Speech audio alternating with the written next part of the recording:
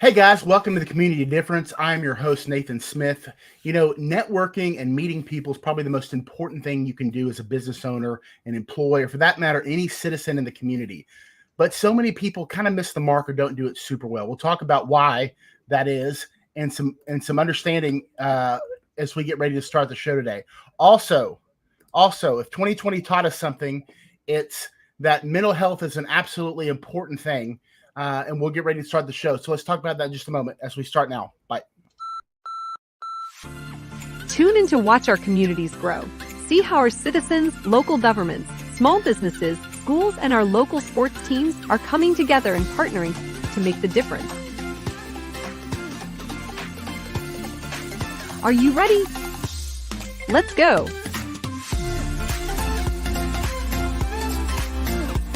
Welcome to the Community Difference, a show where the small business owners, community leaders, first responders, veterans, teachers, and all of the outstanding people in our communities can share their stories, experiences, current events, and leadership examples that are having a positive impact in our communities in ways that can make the difference for us all. Good afternoon and welcome to the Community Difference. I am your host, Nathan Smith. We've got some fantastic guests today for you. We are excited to be here as we jump into another week. A couple of things, actually. First of all, hope you guys had a great weekend. You may have seen me last time we talked on the Community Difference in Frisco with Brian Podeska. We just launched a new show. We are excited to expand this Community Difference into another city. Right now, we're really focused on Plano, but also now in these kind of off weeks as we join into other communities, and we've got people from around the DFW area that jump in on these shows. The Plano show, of course, is going to be the second Tuesday of the month, and then I believe every other week Brian Podeska will host Community Difference Frisco. So kind of those second and fourth weeks, I believe, of the month. So I learned a valuable lesson during the hook point. When you're getting ready to start the show, make sure that your audio from the live YouTube broadcast isn't blaring into your ear, because that makes it really hard to talk over yourself. So things that you learn when you don't even mean to learn something. So excited to be here with you guys today. As always, we are just blessed to continue the growth of this show. We've had some fantastic guests from all areas of community life, obviously small business owners, community leaders, folks in the school district, business owners. As we continue to grow, as we continue to reach out and get to know you, we're just excited to make those connections. Lennon and myself, we had a vision for the show when we started kind of thinking it through. Again, the difference has been around for a long time. It's been around since almost 3 years now. And Lyndon was kind of his plan, his creation, if you will, in the lab as the mad scientist. Started as a radio show, and then of course COVID hit, and the station they were using, the actual studio, shut down, and so he took it online. And so I've been a part of a couple different shows, but when we started the Community Difference, our vision was to bring about a synergy of awareness, in a sense, to everything that's going on in the community life, right? We live, we breathe, we work, we raise our kids in the small communities that we live in. Sometimes they feel larger. So what we're trying to do is shrink them a little bit, make you understand that there's so much good happening. There's so many people to meet. There's so much to be done, to get to know one another, to realize that there's a lot of positivity happening right around you, right out your front door. We talk all the time about how inundated people are with negativity. You got to do is flip on the news, or just check out Facebook. Sometimes Facebook can be inspiring. Sometimes it can be extremely depressing. So you really have to temper. Sometimes you have to unfriend those people. I don't know if everybody has those people, right? But we want to make sure that we're connecting people in a way that's going to bring awareness to their causes, to their businesses, to their endeavors, whatever they may be.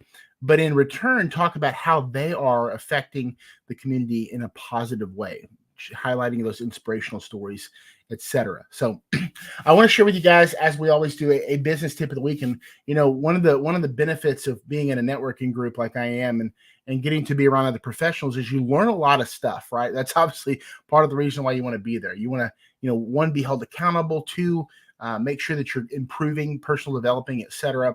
But there's something interesting about personal development. In my company, we talk about that all the time.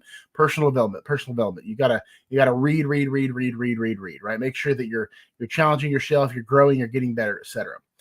And we were listening in our networking group to a gentleman that was sharing that he's a business coach and whatnot, and all of the not all, but a lot of the people that come to him for business coaching, sales coaching, life coaching, whatever, they keep coming back for the same things, right? And you think about the word develop, well, you should be progressing, right? You should be moving forward. You should be changing. Develop means like to evolve, to change, to grow. And so if you're still kind of struggling with the same thing, then there's really no amount of development or coaching that's going to help you, right? You've got to figure out why you're stagnant in that particular area, whatever it may be. If it's little things, if it's the day-to-day, if it's the scheduling, if it's whatever it involves to keep your life, your business, your endeavor, whatever you're doing, moving forward. And then one of the things that he talked about is the necessity of having some sort of a partner, right? If it's a spouse, if it's a business partner, whatever, some sort of a partner that can help you be accountable. When you're in a business, when you're running your business, your partner, your spouse, whoever may not be the same 50-50 involved. Maybe they are, but they need to know your schedule, what you're doing, what type of personal development you're working towards, things that you're trying to put in place. And why is that important? It's important because that way they can help hold you accountable. You have somebody that can see that you are, yes, indeed progressing, or no, not progressing. And also it gives you a level of camaraderie with that person. If it's your spouse, obviously that's a really good thing, right? Anything that helps us communicate with our spouses. I think husbands are obviously generally much worse than wives in that regard, but communication is key. I don't care if you're married to your business partner, if your business partner is your spouse, but they're not as involved in the business, whatever, or even if it's not a business, even if it's just something that you're doing, your job, something you want to get better at, a particular personality flaw that you want to work on. Bring your partner along in that process, because when you do that, you're going to start finding that you'll have more success because there's an additional layer of accountability in the process. And so that's one of the things that I realized that, I personally want to work on is, and my wife and I have been talking this week about just some areas that we want to grow in, not only for our business, but personally. And I know it may surprise everyone, but I am not perfect. So I don't mean to burst anybody's bubble, but it's unfortunately not the case. No one out there is surprised. That's a complete joke. Especially people that know me the best. No surprises. But yeah, it's been a good start so far. And I think that goes back to kind of realizing that in our lives, we always look for this concept of balance, right? And it eludes us a lot because, I hear people that I'll talk to people looking for a new opportunity, or they want to do some work with me or whatnot. And I just want to make sure I have good work-life balance. I'm like, well, that's not real. So I hate to burst your bubble, but what people really want is to be able to accomplish what they want to accomplish. They want to be able to compartmentalize. They want to be able to focus. They want to be able to do what this time frame dictates fully, and they want to be able to do what this other time frame dictates fully. Meaning, when they're with family, they want to be present with family. When they're meeting with somebody, they want to be present with that person. When they're at work doing calls or whatever that looks like, they want to be present in that task, right? And so the balance comes in where you may be in a season where you are doing a lot more work than you are family time. That's okay, because especially if you have goals, your balance is going to be off. But as long as you're making time for what's important, and then you're giving your full time during those times, you're going to find that you're rewarded because you're actually accomplishing what you want to accomplish in those time frames. And I find that that's something that I have to really get better at, because I have the tendency to want to try to mix things, right? I may have something time blocked, but it's really difficult for me and I just have to be more diligent at it, quite honestly, to sit there and just bear down and do what's in this time frame, right? And then when you do that, what I found, let me start with when you don't do that. What I found is when you're in another time frame, you start thinking about what you didn't accomplish in that other one because you didn't really give your full focus to whatever you were supposed to do, especially when you're with family, right? Now you're on your phone, you're checking an email, you're thinking about, gosh, I need to be doing this, that, and the other. Well, it's because you didn't stick to what you said, or you didn't have anything set up to begin with, right? So there's two things. You can not have something set up, or you can do where I struggle, where I'm working on, is really just not letting anything come into that time, to that space that you blocked off, and accomplish the things that you've set out in that time frame. So that is my advice. That's my tip of the week. Obviously, the things I share are things that I'm working on, the things that I'm learning. I never want to come from a place of figuring it all out, because the day we figure it all out is the day that we're lying to ourselves, right? So we always want to be getting better, always want to be improving, but it's okay to move the ball down the field, right? If you're not actually changing, then you're not actually getting anywhere, right? You're just kind of staying the same. So with that being said, we talked about in the open that networking and meeting people is one of the most important things you can do in business, right? And it's pretty cliche, right? It sounds like something that everybody would know how to do, want to do, etc. But sometimes we struggle with that. And so I want to bring on a good friend of mine, Ryan Rudenberg. We met in we're part of the Master Networks group. We met in, I don't know, a couple months back.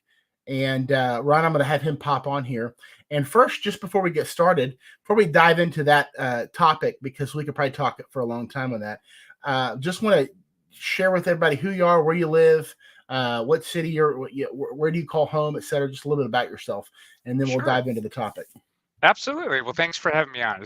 My pleasure. This a lot. Appreciate it a lot. So, like he said, my name is Ryan Rudenberg, and I am a licensed agent. I'm your health craftsman for health insurance, and I actually currently live in Frisco, pretty much just right on the border of Frisco and Prosper. So I'm kind of identify with both, but I'm all about this area for sure. Absolutely. That's awesome. Now so I always ask people. So I told you we launched a show in Frisco that I helped co-host last week. And I always ask our guests, because inevitably people like to eat. It's kind of important for human survival. In Frisco, like Plano and pretty much every other surrounding suburb, Dallas included, it's not a suburb. In fact, North Texas in general is, I believe, the #1 per capita restaurant city in the area in the country. I believe and so we talked to a gentleman last week that's in charge of the development of the rail district out there in Frisco. Talked about all these new restaurants that are going in, and I was just like salivating.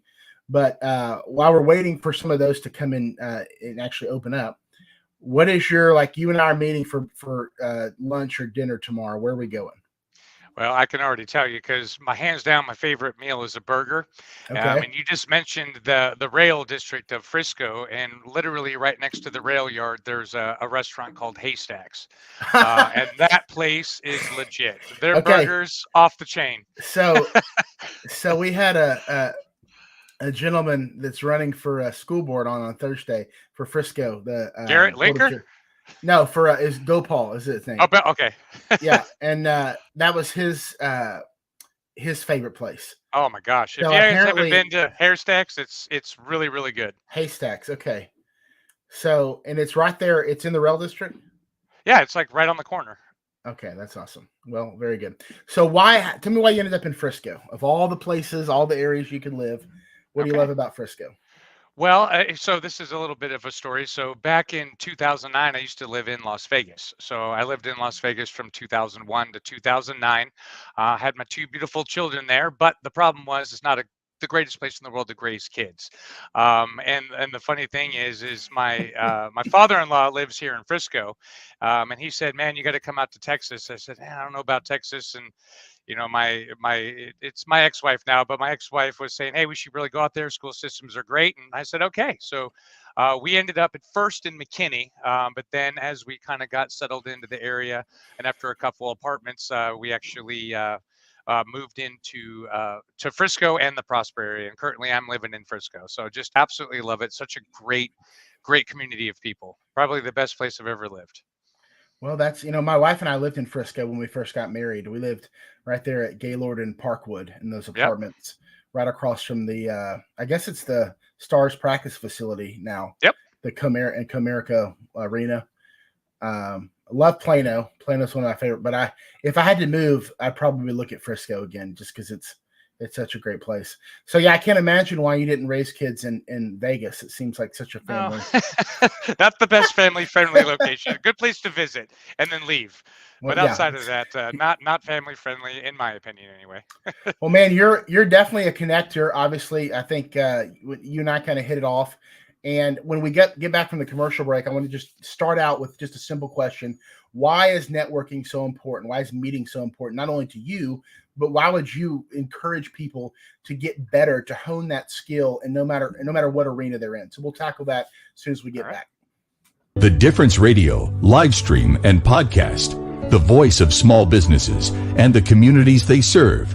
Over the last 24 months, The Difference has evolved into a powerful internet media company that helps small businesses and local communities and nonprofit organizations create, produce, broadcast, and distribute a variety of shows, all designed to empower our communities, the businesses, the people, the places, and the events that make our cities, communities, and the folks that live there so very special. With almost 1.5 million viewers and listeners in the last 2 years, The Difference and its unique strategy of positive impact branding has helped communities and small businesses be seen, be heard, and be remembered. In a world that is consumed with negative press, media manipulation, and propaganda, The Difference, along with many others who believe in and support The Difference, understand that there is no better way to make the difference in our communities than to highlight the unsung heroes and high achievers that call our towns and communities home.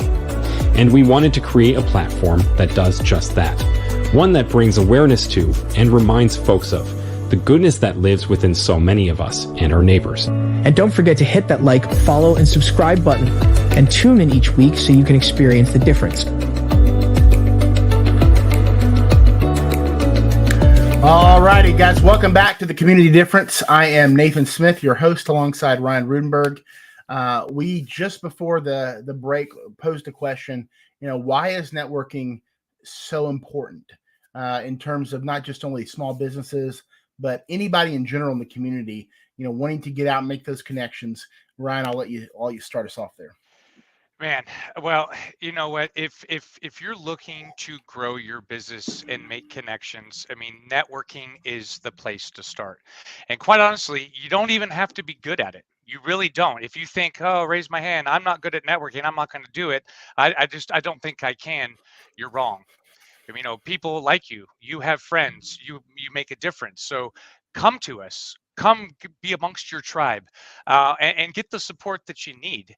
Networking for me has literally changed my business. Like literally, I've met some of the best people. Yes, we did meet a couple of months ago. It was at a new orientation mixer right off 121 there, and just making the connections. If I wouldn't have met you that day, I wouldn't be here.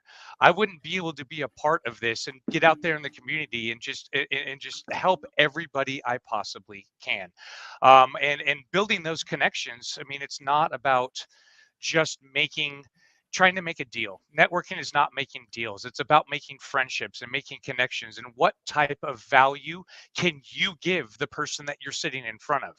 And if you keep that mentality of, I'm just going to find something, a way that I can, put something of value into that person's life, into that person's business, and just be a true friend and a listener, and just truly connect with these people on a personal level and put everything else aside, I promise you, you will win. Yeah, absolutely. And I think it's interesting because I think so many people make it more complicated than it has to be, right? And it really is as simple as just, we have something called face-to-faces, right? You go out and you literally there's not really an agenda. I mean, there's some things you try to cover just to make sure you're getting to know one another, but it really is just a sit down. It literally is just like basically the same type of conversation we're having right now. So yeah, it doesn't have to be, I think people see networking as this, exactly what you said, this transactional element or, something you got to put a lot of time into on social media, which, you can network through social media, obviously, but there's nothing that replaces a face-to-face. And now that, the world isn't ending anymore, we can all get back out there and actually be, less than 6 feet from each other, which I think is really where the crux of everything is established, right? Because what you do when you just sit with somebody across the table or having a coffee or drink or whatever, and you just hear them, you listen to them, you hear their story, right? The community difference is so much about stories, right? What are people doing? Where they come from? Man, that is how you establish trust. One of the things that we talk about the difference is people want to do business with people they know, like, and trust. And I know that's a big part of our networking group. That's a big saying as well. And it couldn't be more true, right? Because what happens a lot of times, I think people make mistakes when they set out to do networking, right? And what does that look like? So talk for a second, Ryan, if you would. What are some common mistakes? Mention one, like just the mentality of thinking it's more complicated than it actually is. But what are some actual mistakes people make when they try to network, or when they sit down with somebody or something along those lines? Yeah, and that's a key. And there's one thing that comes to mind right off the bat that is just the death of networking for you, and don't do it. Is literally sitting down, saying hi, shaking hands, and going right into your pitch. I'm honestly not here to sit here and talk to you and learn about you and your life and your family and your struggles to hear your pitch. There is a time and a place for that, and it's not in the initial meetings. It's probably not even in the second meeting. Now, if you're a good networker and you like to connect with people, you're obviously going to start talking about them. And if they're good back, they're going to start asking you about you. So you're going to get everything out on the table. They're going to know what you do for business. And quite honestly, if they're interested, they'll ask. So, you do have to progressively, go through that process. But the first and second meetings, it's literally for sitting down and finding out about their family, what makes them tick, if there's any struggles that they're having in their business, or things that they've been through, or struggles. I mean, that's what we're here for, to be a sounding board. This is our tribe. So get in there and just learn about this person, because really, when that friendship occurs, just think about you in your own life. You have your best friends, your best girlfriend, your best guy friend, and if something comes up that they do, it's automatic. It is going to automatically, you're the first person they think of. So be that for these people. If you give back, you will receive without asking. 100%. So do not pitch. That's a big one. I went to a business card exchange one time at a chamber that will go unnamed, and nice, great people, obviously, but the first thing I walk in, 5 people just hand me their business card. Nice to meet you. Nice to meet you too. And then we really didn't talk about anything else. Like it was very awkward. I mean, it was a good conversations, I guess, but it wasn't organized. And it was supposed to be networking, right? But now I will say this, it wasn't forceful, like just nobody was pitching me anything, right? Which is a good thing. But then on the flip side, I think that's maybe a second mistake people make, is that they go in and they just hand out their business card, and they expect for referrals to just flow in. And that's dangerous because one, it just doesn't work really. And I think what people don't understand is that when you are sitting with somebody, when you are growing your warm market, when you're growing your network, when you're befriending people, you are not befriending them as a client or as a whatever. You are befriending them as somebody that you're basically as someone that will open their network to you, right? That's totally different. Yes. So you don't have to sell them even on how good you are at anything. Like Ryan. Ryan is as successful as you are. I'm sure you're great at what you do. But let's say you were very average at what you did. Okay, now you work for a great company. Let's say you're very average, but I really like you, so I'm going to send people to you anyways because I trust you. I trust you to do a good job, even if you're brand new at what you were doing, right? And that's what people don't understand, is that you are networking to. It's almost like branding yourself, but not in a weird, expensive, fake facade. You're literally just letting people see you, letting people know your story, and then and you do that by hearing and asking about them and about their story. Yeah. And then like I've got a couple of referrals already, and I've had some referrals from somebody I've been talking directly to, like, but I wasn't going for that. Like they just happened to ask, hey, they knew what I did and they said, hey, blah, blah, blah. I'm like, sure, let's talk. But more so it's the amount of, it's the, oh, I know somebody you need to talk to, or the random phone call. Hey, Ryan told me to reach out to you. Okay, great. Well, why? Well, because Ryan likes me and that's awesome, or vice versa. And I think, tell me if you agree with this. I think people struggle. I guess they want that immediate satisfaction, right? Yep. And networking is it's not necessarily a long game, but it's not a short game either. It can provide return fairly quickly, but you got to go in with the right mentality and the right process for that to happen. Would you agree? Yes, 100%. So just like you said, you can't go to a meeting, go to a second meeting, expect to pull 2 or 3 deals out of there. It's just not going to happen. You're building friendships. You didn't build friendships in 2 weeks in a 1-hour meeting. It goes way beyond that. It's, having weekends. It's, treat these people as if they're your friends, because hopefully they are your friends. Nathan is my friend. And when I see stuff on Facebook, I like it. I engage with it. It doesn't have to be forceful. Just literally go out and make friends with people you're around all the day, people that are successful, people that need help. Go out and make friends. That's not hard to do. And all that other stuff comes along with it. And you had actually, mentioned something that I'm very keen on is some of you out there might be thinking, well, I don't know a lot of people. I don't know how I could be successful in the networking because I can't pass referrals. I hear it all the time. I don't know anybody I can send Nathan. I don't know anybody I can send Ryan. Well, here's the thing. It's not always just connecting on deals. It could be connecting on relationships too.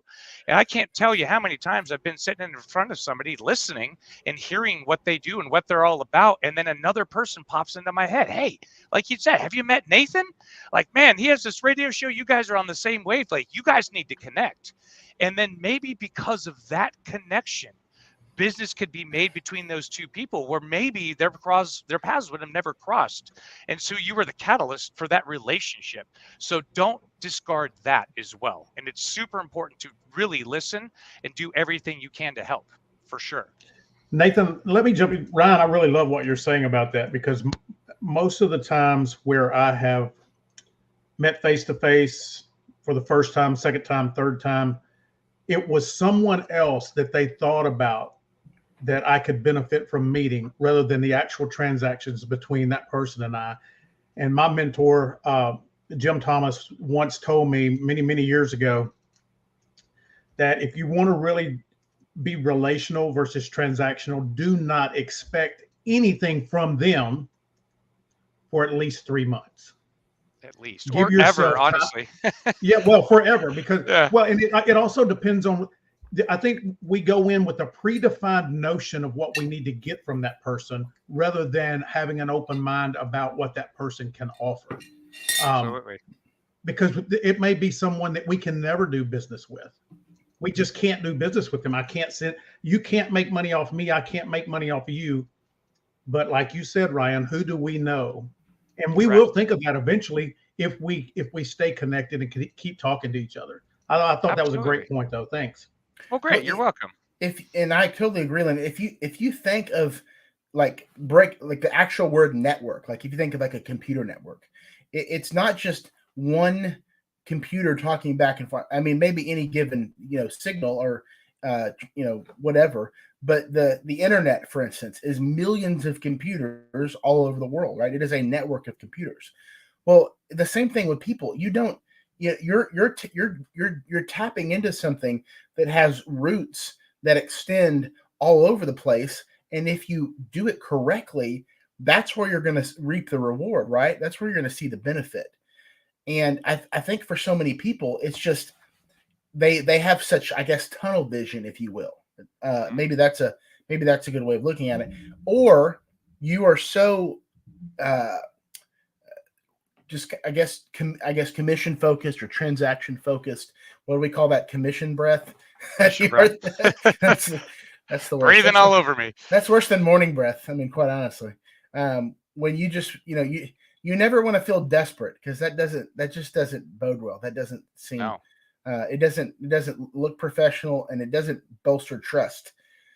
It makes you come across as somebody that is disingenuous and just really there for a transaction. So, Brian, we could talk about this forever. We're going to go to commercial break. When we come back, we're going to bring in Beth Bradford, who, again, strangely enough, someone you connected me with, although I think we had met before, but then you connected me. So anyways, just a whole example right here in front of everybody's face of the power of networking. So we'll go to break, and we'll come back and introduce Beth.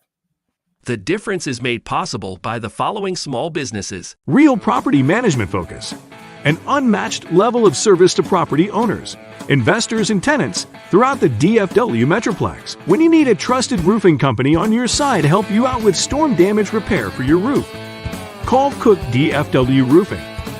Serving Anna, Melissa, Princeton, Prosper, Van Alstyne, and all of the DFW area. Red Branch Realty and owner realtor Ashley Gentry are true champions at every level. As a top producer, Ashley Gentry and Red Branch Realty truly embody their mission of being your supporter and partner in your personal real estate journey. So if finding the best representation possible in achieving the American dream of homeownership is important to you, give Ashley a call at 972-342-1869. WeatherTech General Contracting. We make your home renovation dreams a reality. And by Alan Lester, branch manager and team lead for the One Group, a branch of Town Square Mortgage. With over 22 years in the mortgage lending industry, Allen and Town Square Mortgage have many loan program options available from conventional, FHA, VA, USDA, jumbo, and many investor and self-employed programs. So if you're looking for the best in the business, give Allen a call at 214-681-0234. For more information about our sponsors and their services, or if you would like information on how you and your business can partner with or sponsor this show, or others like it, just check the show description or comments for the relevant links and contact information. And now back to the show. All righty, guys, welcome back to the Community Difference. Hope you had a great time listening. That part, what Ryan talked about, networking, is so important, because, man, it really is the engine, I think, that drives your business in a sense, right? The more people you know. In fact, a story I always share with my folks is when Magic Johnson retired from the NBA, and he goes into business. He wants to get into business in LA, and he goes to this prominent business guy and asks him, what's the number one thing that I need to know in order to go into business? And the guy told him very simply, you've got to leverage your relationships, right? Leverage your relationships. Now, that doesn't mean take advantage of your relationships. That doesn't mean annoy people. That just means leverage them. Well, what is that? Well, one, you've got to, people that he basically says, everybody that you know needs to know what you do, but how you go about that is important, right? If you're asking, like Ryan said, if you're asking people what they do, if you're getting their story, if you're getting their experience, if they're good at what they do, and most of the time you find people that are, they're going to ask you the same questions, right? And then you're going to realize these networks are opening up to you. And that's where you're going to find great business. That's where you're going to find great friends. Hopefully the people that you do business with, a lot of times they're becoming friends. You worry about how to maintain clients or how to build relationships, or I don't care if you're a business or if you're a school board or if you're whatever. When you're dealing with somebody and they feel like a number, then that's just going to be a terrible interaction. So all of the things we're talking about don't just apply to business. They're just general principles about building relationships, right? And if you follow those, man, you'll be amazed at where they take you. So speaking of new relationships, I met Beth Bradford here in the last, she came and visited our network chapter meeting probably 3 or 4 weeks ago. Ran into her again at another meeting 2 weeks back, or last week, I think. Ryan said, you got to talk to her. I'm like, I did talk to her, and now I've talked to her again. And so I feel bad, because in the open, I wanted to talk about, because something that we did learn in 2020 that was so important is how important mental health is, right? And how quickly we can all go nuts if we aren't taking care of ourselves, and not just that's kind of a reduction of the seriousness of it. But we did see a huge spike in mental health issues during COVID, right? That's been an issue for veterans. It's been an issue for people, during COVID, but it's a general issue for all of us in some way or another. We've got to make sure that we're taking care of ourselves in a way that's very holistic and covering all areas of our mental health, physically, mentally, spiritually, etc. And so I want to bring in Beth. Beth is just a phenomenal person. I say that after knowing you for 4 weeks, but I can tell when people are awesome. So you're welcome. You're not wrong. Well, there you go. So, but I'm going to ask you the same question before we dive into what you're passionate about. Tell us, you're in Frisco also, or Prosper? No, I live in Providence Village. Providence Village. I don't know where that is. It's on the other side of 380. So we're it's like the last community before you head all the way out to Denton. So you've got Providence Village near Aubrey Crossroads. So is that an actual city, or is that just like an area of the city? No, they're incorporated as their own it's a small community. It's like those Cape Cod looking houses and just a small little neighborhood that decided to. This is literally the first time I've ever heard of Providence Village. So that's awesome. It's an adorable little community. We love it. I'm going to look it up as soon as we get off here. So that's amazing. Okay. So I'm going to ask you the same question. We're going to lunch tomorrow. Where are we going? I'm a pizza girl. Okay. So actually on my birthday this year, Ryan and I left our chapter meeting and went over to a place called New York Pizza and Pints. That's what it's called, right, Ryan? And it's right on Preston Road. And the slices are as big as your head, which is phenomenal. And I have a large head, so I don't know if that's still true, but yes, it actually is. But it was so good so I'm a pizza girl. So anywhere pizza, but that or Durkin's in McKinney. Those are my two. What is Durkin's? What kind of? It's delicious. It's just a little pizza place in McKinney. I think it's off of Custer, like Custer and 121 area. And man, just delicious pizza. Every time I eat there, it's phenomenal. So pizza, that's my answer. That's awesome. Well, one of the reasons, we met, we talked for a little bit. Obviously, you're very personable, very kind, very awesome to talk to, which is wonderful. But you shared something with me that I felt was very necessary. You really talked about kind of bringing a synergy between kind of all areas of mental health and health in general. And it kind of blew my mind, to be quite honest with you. And I don't want to butcher trying to explain how you explained it to me. So I'm going to let you do that. But talk about,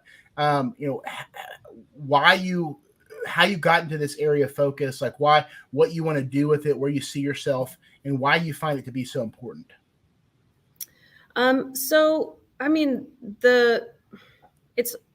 I got into it because I struggled with my own mental health my whole life. I always felt like I was incredibly shy growing up. I was also very anxious. I never knew what to do. What do you do with your hands? What do you do with your face? The whole thing. So I really struggled growing up. I think I still have that problem. I'm not sure.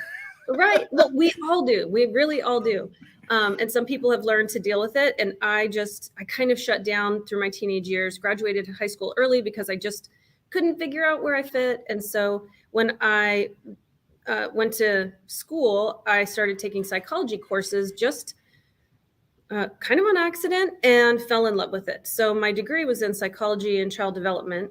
Oh, wow. And as I went through those psychology courses, I came across one. It's kind of just been this stair step across my life, my adult life. Now I'm not going to remember the name of it. Oh my gosh. Okay. But it was one of my psychology courses behavioral neuroscience. That's what I was going to say. I was going to say that. Okay. I'm sure you were. So behavioral neuroscience taught me that behavior comes from your brain, and not just from your belief systems, which definitely are in there, but even before belief systems, you have this anatomical structures, these chemical processes, these mechanical processes that are really steering the ship. And so before we can even address behavior and belief systems, we really have to understand what's going on from a very basic developmental level in the brain. And so then I went on to teach special education, specifically children with autism. and that, just seeing the different ways that brains can work and different ways that people can learn. It's just the most fascinating thing to me. So everybody that I talk to, I'm always wanting to know, like, what do you do to make your brain work better? Like, what pills do you take? What exercises do you do? What do you eat? What do you drink? Anything? And so it's just kind of been a lifetime. My adult lifetime has just really been focused on that, is kind of collecting modalities, is what I like to say. Oh, I like that. That's very interesting. So why do you think, it's pretty simple to understand anybody that lived through 2020 or any other, tragic, not that it wasn't, it's tragic, but also not as tragic as other things, but it's easy to see why mental health issues skyrocketed during a time where we're all indoors and a lot of people are staying at home and some people got sick, whatever. But in general, like, it just seems like with all of the advances that we have in our society and all the things that are made easier, we seem to be getting more and more stressed, more and more anxious, more and more uncertain. Why do you think that is? Well, it's interesting because you're talking, like you mentioned, with all the advances in society, technology actually is evolving faster than the human brain is. And so we are encountering things that our brains are not wired to deal with. And I have to say, I am not a licensed mental health professional at all. This is all just my own interest, degree in psychology, and then just lots and lots and lots of reading about brains and how they can go right and how they can go really wrong. And technology is something that it's making us, it's giving us access to things that we may not be prepared to deal with. So our frontal lobe, as humans, that's the part that is different than other animals, right? So it's the part that can do the language and the planning and using tools that many other animals can't do. And for some reason, in the human frontal lobe and nervous system are not communicating in the right way, so that every threat that is perceived, our physiological response is that it is an actual threat. So when somebody cuts you off in traffic, that's not an actual threat to your life. There's not a lion in your car eating your face. Like, that is a real threat to your survival. Thank goodness for that. That would be awkward. It would be so messy. What a great excuse to be late for work, though, right? I mean, right.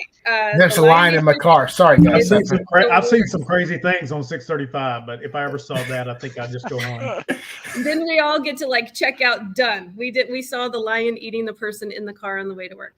But so whereas, for example, in monkeys, if they see a stick that's on the ground, for a moment they think it's a snake. Well, as soon as their perception catches up, it's not a snake, it's a stick, their nervous system goes back into regulation. And as humans, the frontal lobe and the advances in our evolution in our brain make it more difficult for us, in fact, to differentiate that. And so we take everything that happens, we can call it a threat, even if it's not, and it gets us off balance. So, so we were exposed, especially during COVID.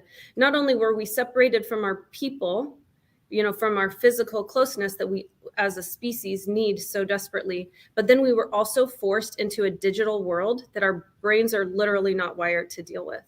So we kind of got it from both angles, the lack of what we need and then access to a lot of information that we were not prepared to deal with. So, well, that's interesting because, one of the things, and you can tell me what you think about this because we got a break here in a couple minutes, but,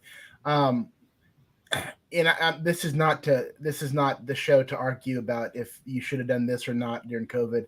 But one thing I worried about a lot, many things, but, the kids that were masked up and the kids that were working from home on remote learning, being separated from other people, right? And I mean, this goes back to what Ryan talked about with the connectivity of others, how there's just something designed and part of our innate nature that I think almost requires us to be with other people, right? Now you can say, well, I don't like people, I'm an introvert, or you can still be an introvert and like people, by the way. but you can argue that all you want to, but I think we're created to be together in some capacity or another. And so my worry during that was, what is that going to do long term for these kids? What is it going to do for the adults, for that matter? And I think, unfortunately, we've seen that. We've just seen, the crazy stories that you hear of just people snapping and losing it and whatnot. But how do you see that from a long-term effect? And is it too late? Is it irreparable damage, or can some of that stuff you think be kind of worked back into where it doesn't cause long-term damage? I think it definitely, we can repair it. The brain is so adaptable. That's what I love about it. And so it's just like if you have a break in a relationship, you go through a period of relationship repair. And so from a societal standpoint, we need to go back to relationship repair. If we skip over that step, we're in for some problems. But if we can really focus on that for our next stage, we can come back from this. I want to talk more about relationship repair. We're going to go to a break, but when we come back, I want you to expand on that for me, if you will. We'll be right back. Mm-hmm. The Difference Radio, live stream and podcast, the voice of small businesses and the communities they serve. Over the last 24 months, The Difference has evolved into a powerful internet media company that helps small businesses and local communities and nonprofit organizations create, produce, broadcast, and distribute a variety of shows, all designed to empower our communities, the businesses, the people, the places, and the events that make our cities, communities, and the folks that live there so very special. With almost 1.5 million viewers and listeners in the last 2 years, The Difference and its unique strategy of positive impact branding has helped communities and small businesses be seen, be heard, and be remembered. In a world that is consumed with negative press, media manipulation, and propaganda, The Difference, along with many others who believe in and support The Difference, understand that there is no better way to make the difference in our communities than to highlight the unsung heroes and high achievers that call our towns and communities home. And we wanted to create a platform that does just that, one that brings awareness to and reminds folks of the goodness that lives within so many of us and our neighbors. And don't forget to hit that like, follow, and subscribe button, and tune in each week so you can experience the difference.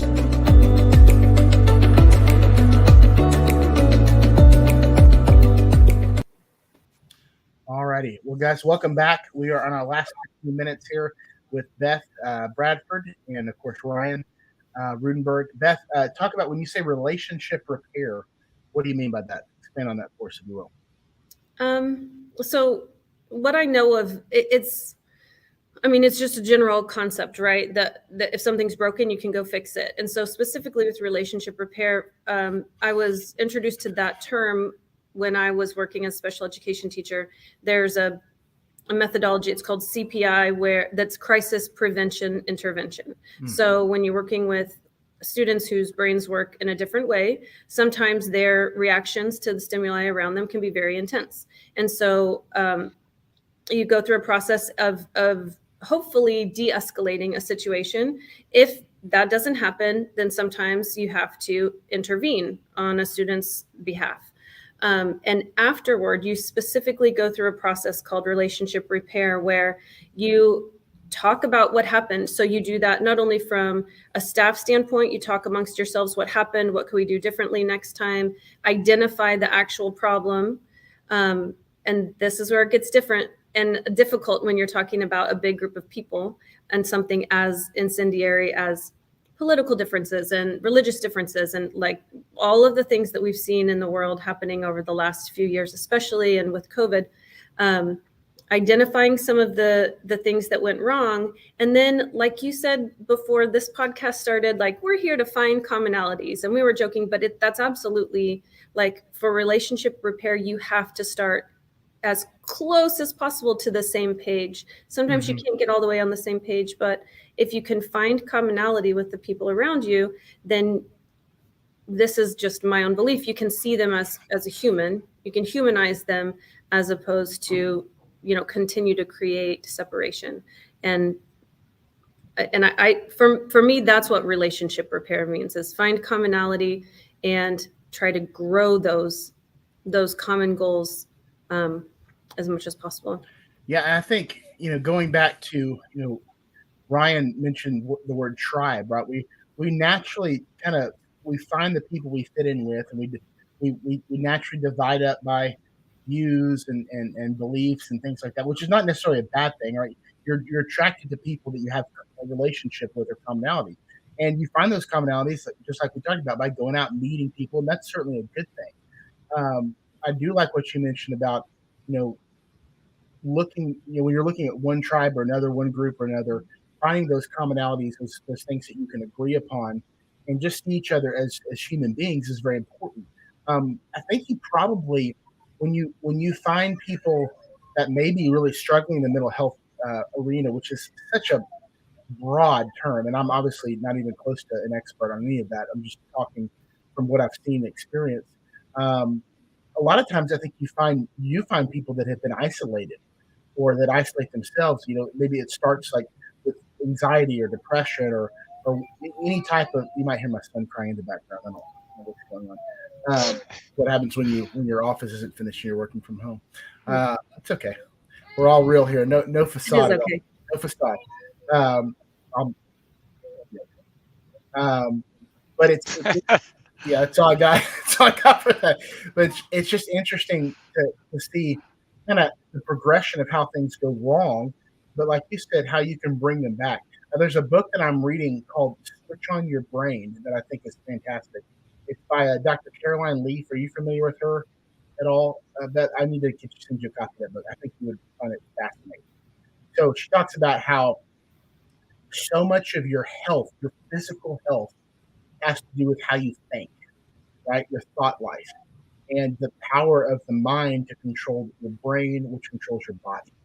And I'm reading this, and I'm just like, golly, like I think she said something like 75% of physical illnesses, cancer, blah blah blah, derives from people's thought life. Now that sounds true. You don't think of cancer, but just the negativity, the things you surround yourself with. Yes, some of it's genetic, some of it's what you put in your body, but there's how you think about things not only determines your success, but it determines the physiology that your body operates with. And I'm like, I was blown away by that. And I'm looking at the research, and I'm like, my gosh, this is freaking incredible. So I got to get you that resource. But I mean, Please do.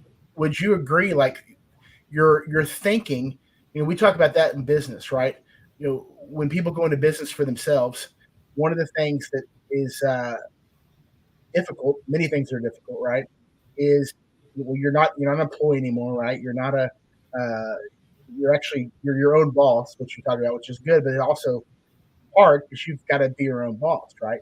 And so you run into obstacles, and you can get defeated. You can, maybe you're not finding success. So one of the things we talk about in business is your thought life, right? What are you thinking about? What are you putting in your head? And that's going to determine how you're able to overcome obstacles. Well, that's the same thing for your entire life, right? And so when you think of your thinking, which is another interesting thing about our species, is we can think about what we think about. Mm-hmm. What does that mean to you? Where do you see that being? I mean, do you talk to people about that? Is that something that you've seen as like such a kind of the step one, I guess, in making any change or moving in another direction?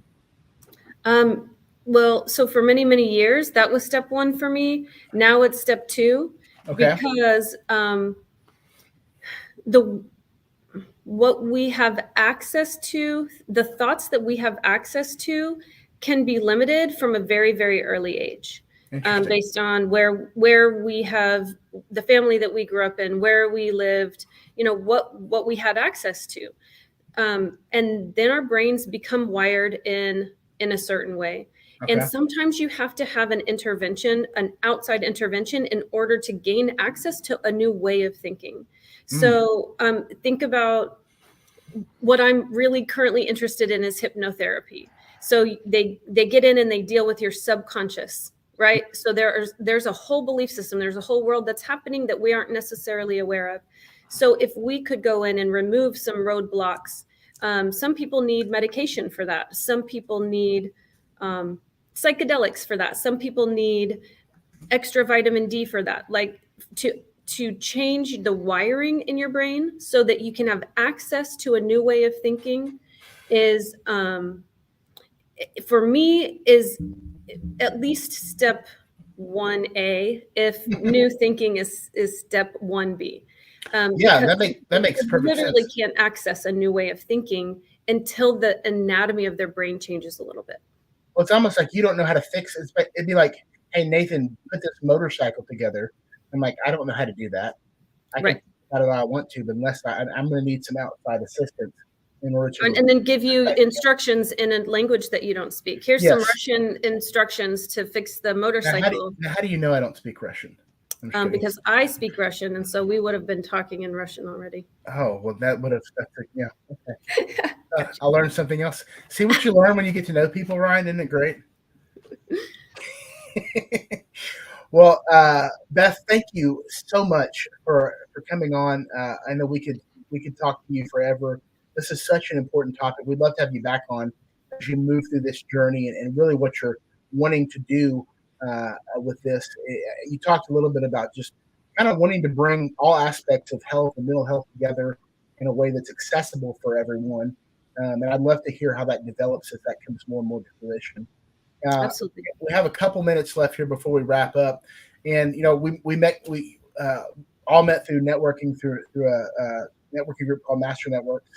And I think this is really the conversation we're getting to have here is a great example of just what Ryan was talking about earlier. I think Ryan might be having some internet issues. Can you hear us, Ryan?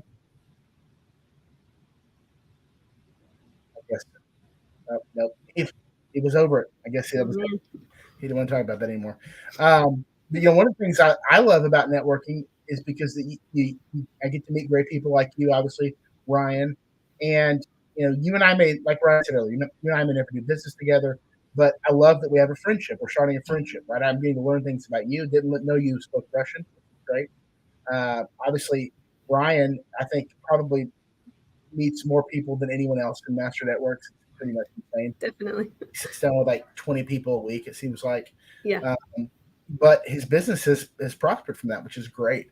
And so, getting to learn like what we did today and getting to learn more about each other, more about Ryan, more about the people that we contact with, man, it's such a microcosm of what I think we're really striving for on the community difference. And so I thank you for being a part of that. I want to come back to you, in a few months and see how this journey has grown with you, some of the people you've been able to impact, et cetera. I know your sister's a massage therapist, which is great for mental health. We talked before the show about I need to go visit her because I feel like a walking like just so tight, and that's how I feel. Like this, I feel inside. That's the outer representation. So definitely need to go visit her. But thank you, Beth, for being on the show. Thank you to Ryan. You guys have been fantastic guests. I know I'll see y'all in person here in a week or so, hopefully. Is Ryan trying to get back on, Lyndon? I don't want to. No, he tried to get back on and it got kicked off again, so he's out. He's got the internet struggles. That's okay. Well, thank you guys. Thanks you to Beth Bradford, Ryan Rudenberg. You guys have been awesome. Thank you to everybody that was listening, all of our viewers. Oh, there he goes. Ryan, you there? I'm so sorry. Internet's struggling. We just can't have nice things. I'm sorry about that. Well, man, I was just telling you, thank you so much for being on the show today. Thank you to Beth. You guys have been awesome. I'll see you guys in person here within the next week for sure. And to all of our listeners, again, thank you. If you want to be a part of the show, if you've got a story to share, something going on in the community that has impacted the community, your business is doing something great, man, you've got an A-roll honor student. It doesn't matter. I'd love to talk to you, love to hear from you. Reach out to Lyndon W. at thedifferenceradio.com, and we'd be happy to set something up, or myself here as well. All of our contact information. Again, thank you to our guest. You guys have a wonderful show. We'll see you next week on The Community Difference. Thank you, Nathan. Thank you for tuning into The Community Difference. If you enjoyed the show, take something you learned and apply it in your community or your business in order to make the difference for someone else. Remember, the smallest change begins with a single action, but a single action can make all the difference. A special thank you to today's amazing guests. Also, if you'd like to be on the show to share your unique story and how it made the difference in your community, please contact Lyndon Wilson at lyndonw@thedifferenceradio.com. Until next time, this has been The Community Difference hosted by Nathan Smith.